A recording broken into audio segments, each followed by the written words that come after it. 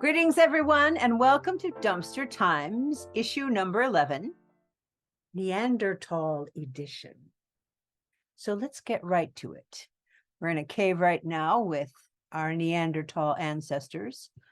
Some of us have Neanderthal ancestors, not everyone. And we have a very interesting study that shows the implications of being descended from Neanderthals and possessing some of their genetics.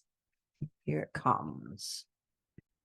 The major genetic risk factor for severe COVID-19 is inherited from Neanderthals. A recent genetic association study identified a gene cluster on chromosome 3 as a risk locus for respiratory failure after infection with severe acute respiratory syndrome, coronavirus 2. SARS-CoV-2.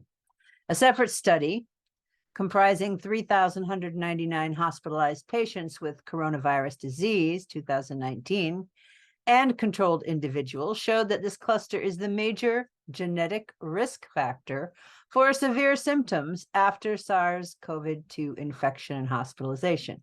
In other words, long COVID is very closely associated with genetics from our Neanderthal ancestors.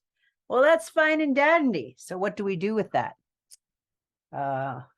We look at these maps and genetic clusters. And oh boy, this language is pretty dense. But I will put a link to the study in the show notes below.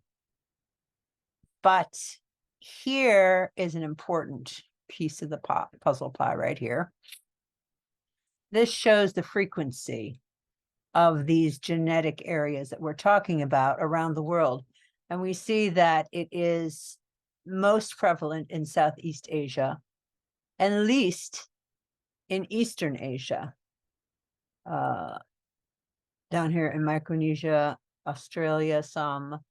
There is a certain percentage up in Europe, nothing in Africa, not a thing. Now, I don't have here any information on whether long COVID exists as a problem in Africa. That would be an interesting thing to check on. Let me just do that. All right, some instant research brought me to an article. Does long COVID exist in sub-Saharan Africa? Well, this is another long article with a lot of long words. And I'll read the abstract. Billions of people have been impacted by the SARS-CoV-2 pandemic, with over 600 million infections worldwide. Researchers have turned their attention to describing the post-viral phenomenon known commonly as long COVID. While post-viral syndromes have been documented after other viral pandemics, the scale of SARS-CoV-2 pandemic provides a unique opportunity to study and understand both the epidemiology and the pathophysiology of the long COVID syndrome. While the pandemic impacted populations from all continents, there is a significant gap in what is known about long COVID on the sub-Saharan African continent. We review what is known about long COVID and highlight the need for further research within the African population. Okay, well, the long and the short of it is that Africa saw far fewer cases and had far fewer people going into hospital and dying from the get-go. So maybe there is something to this idea that Neanderthal genetics somehow makes you more at risk. Europeans might have a little more risk. Africans have none from their Neanderthal ancestors. So that's just a little interesting tidbit that I found. Science is something that's good for the brain. I suggest you read a scientific article every day. Wake up, have some coffee, and read an article. Speaking of small n Neanderthals, with the TH sound included, here is Representative Bob Young, who has resigned from the Ohio House due to charges of domestic violence. And he is a despicable person, alleged. despicable person for doing this.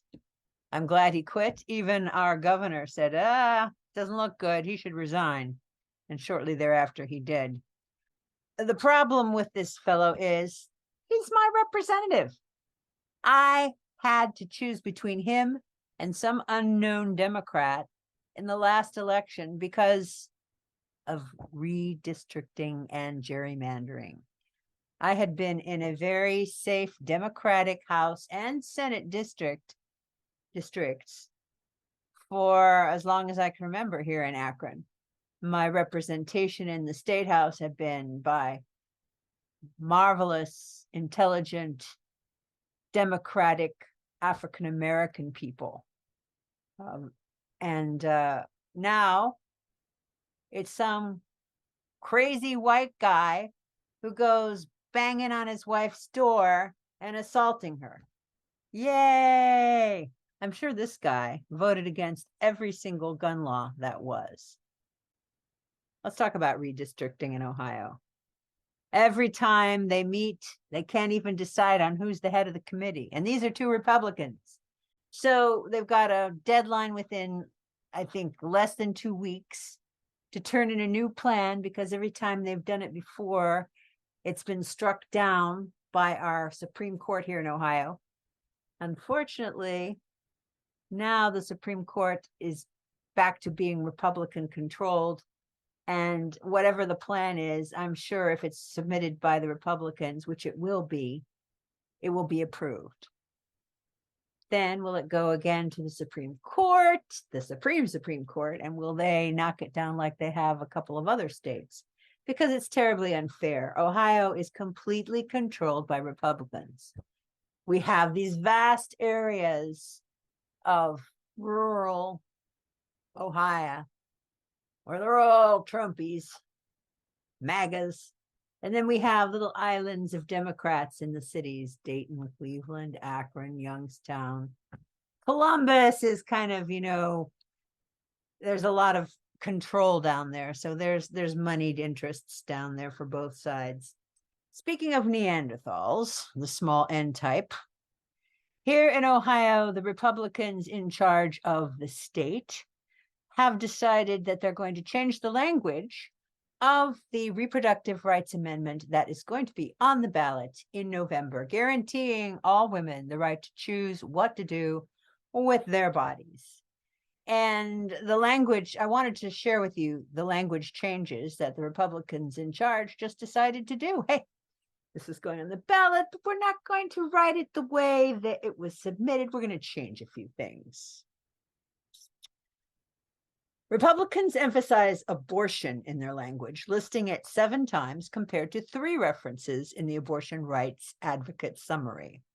The amendment summary references several reproductive rights, including access to contraception, fertility treatment, miscarriage care, and continuing a pregnancy. Republicans' language singles out abortion amendment summary, uses the term pregnant patient, while Republicans use pregnant woman. Republicans use unborn child, while the amendment uses fetus. Republicans' language says the citizens of the state of Ohio can prohibit an abortion under certain circumstances. The actual amendment says the state of Ohio, a reference to lawmakers, prosecutors, or other state officials. Secretary of State Frank LaRose proposed language misrepresented many aspects of the amendment in an improper attempt to persuade voters to vote against it, attorneys for the abortion rights measure wrote. LaRose, a Republican, is running for U.S. Senate against Sherrod Brown, and he leads the Ohio ballot board. How convenient for him. So I don't know what to say.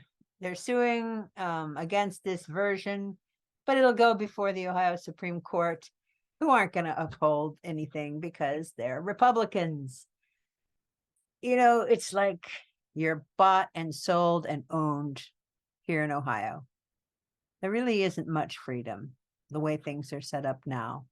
So we got to somehow get out of this state of perpetual gerrymandered exile into these little pockets of democratic progressivism across a state of far-ranging wild Trumpites. I went for a ride today out in the country, and I saw a whole bunch of Trump signs here, there, and everywhere, but not a Biden sign to be seen. But that's presidential politics. I don't want to get into that because it's boring. So I will see you next time. Bye, folks.